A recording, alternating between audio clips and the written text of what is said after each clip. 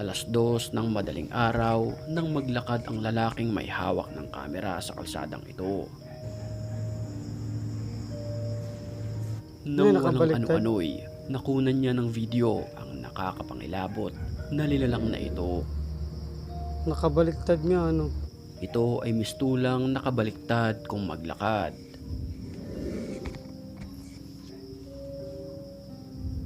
Sa kuha naman na ito ng CCTV na kumalat sa internet, Yun. Yung makikita bata. natin na may naglalakad na animoy maliit, mahaba ang buhok at nakaputi.